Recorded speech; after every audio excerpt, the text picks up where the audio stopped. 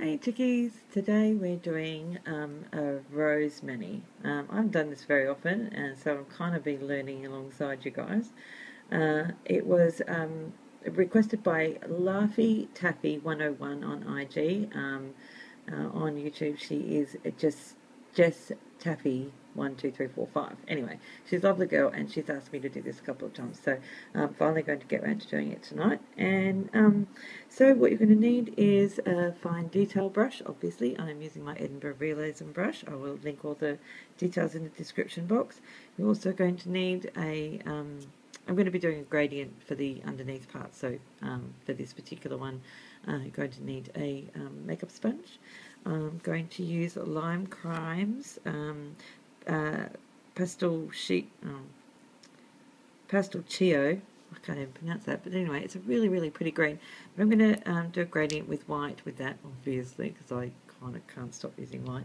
Anyway, one day I will start using darker colours, I promise. But anyway, obviously going to be using Sally Hansen's White On because it's my very favourite white at the moment.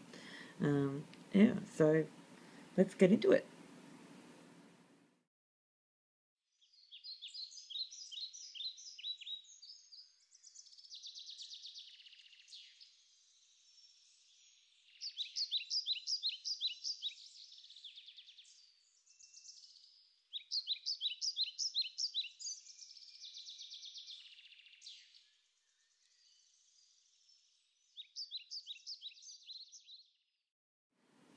Now you're also going to need some acrylic, well I'm using acrylic paints. You can use polish, you definitely can use polish, but I really like using acrylic paint simply because, well, it's easy, really easy to work with, and these are the colours I've chosen to work with today.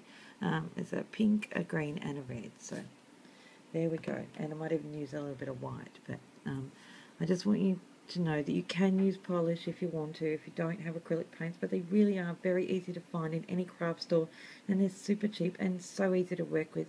And when you're just learning these sorts of styles, using acrylic paints is so much more of a forgiving medium to use. Anyway, so there you go.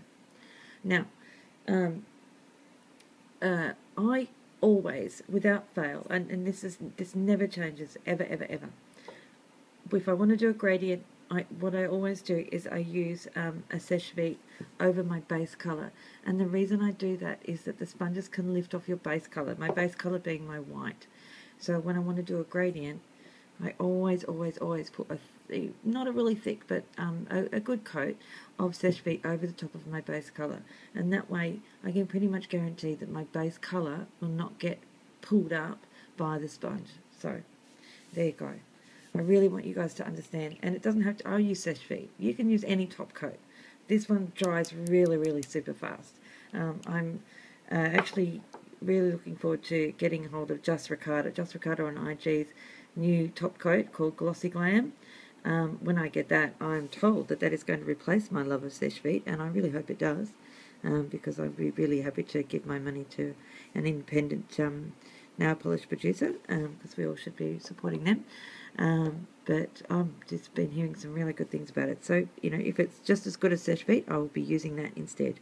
I just hope she sells it in bulk because I'm going to need a lot of it. So, there you go. Seche Vite. Wait for that to dry completely. It doesn't take long. And then we'll do the gradient. I really do think this is the key to a really good gradient, because things just go on so smoothly. Try it out. If it works, great. If it doesn't, then, you know, maybe it doesn't work for everybody, but it really works for me. I mean, it's not going to guarantee you a good gradient. You still got to put in the work, but it really will help you. I really believe that. Anyway, I'll stop talking and we'll get on with it.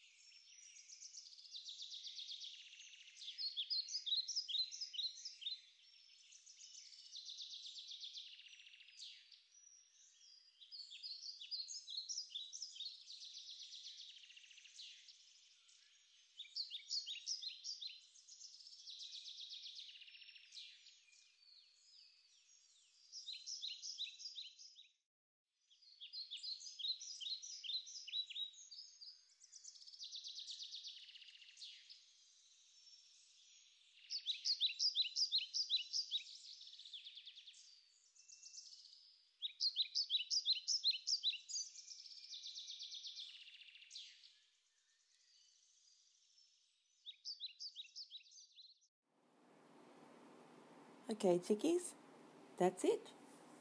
I think it's really, really pretty. That's the first time I've done vintage roses, so I'm really proud of myself.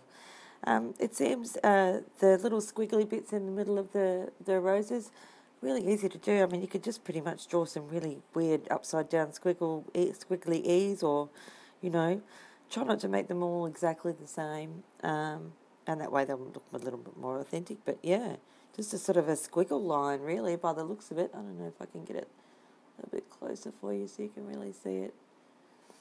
Try and get this silly iPhone to focus on it. Maybe it's a little bit too close. There you go.